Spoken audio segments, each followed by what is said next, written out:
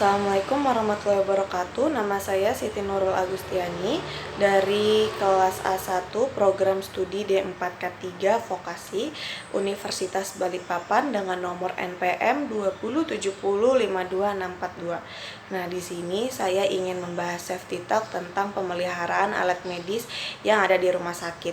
Nah, pemeliharaan alat medis ini sendiri merupakan suatu program pengelolaan pemeliharaan alat medis untuk mencegah risikonya kerusakan peralatan yang digunakan untuk diagnosis, pengobatan, pemantauan, maupun perawatan pasien.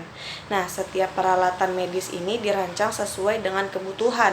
Nah, dengan memenuhi standar kualitas dan keamanan agar peralatan yang digunakan di rumah sakit ini dalam kondisi aman dan terjaga.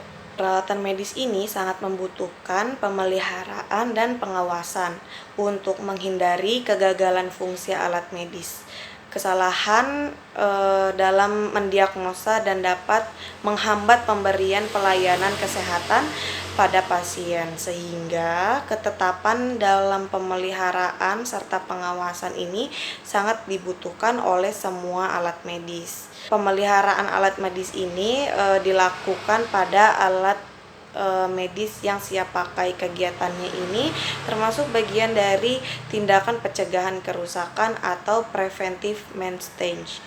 Yang kedua itu alat-alat medis yang rusak ini untuk menentukan jenis dari tingkatan kerusakan serta menentukan kebutuhan suku cadang.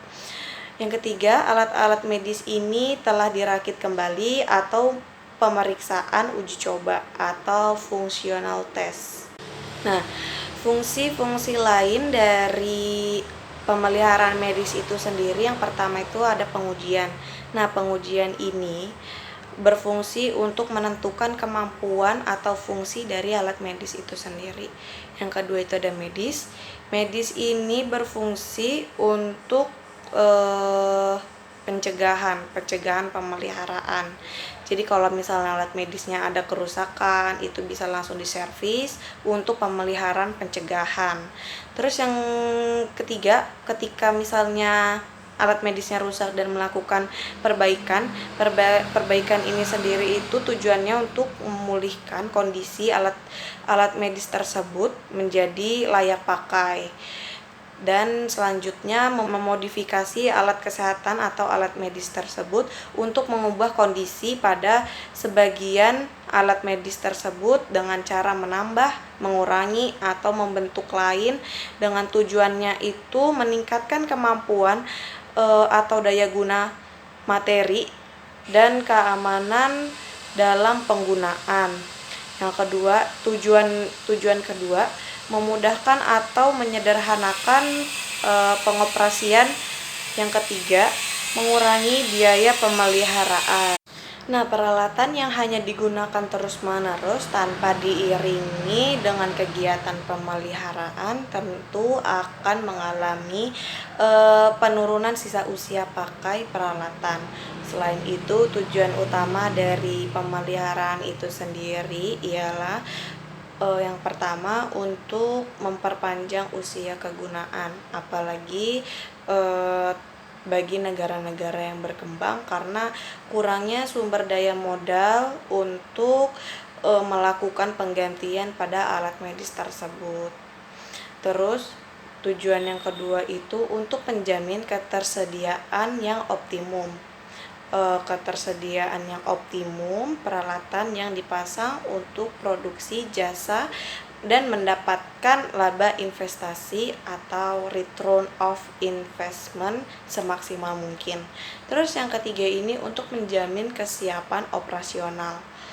Terus yang keempat ini untuk menjamin keselamatan banyak orang yang menggunakan peralatan atau sarana dari alat-alat medis tersebut. Nah, adapun beberapa penyakit yang ditimbulkan akibat tidak terpeliharanya alat-alat medis dengan baik, sehingga bakteri-bakteri di sekitar kita itu menempel pada alat-alat medis tersebut dan bisa menyebabkan beberapa penyakit seperti demam, menggigil, jantung berdebar, nafasnya itu lebih berat, atau gangguan pencernaan. Kesimpulan dari Safety Talk saya hari ini tentang pemeliharaan alat medis yang ada di rumah sakit, kesimpulannya itu adalah penting bagi kita untuk menjaga kebersihan diri, kebersihan dari alat-alat medis tersebut yang akan digunakan oleh dokter maupun perawat-perawat yang ada di rumah sakit. Jadi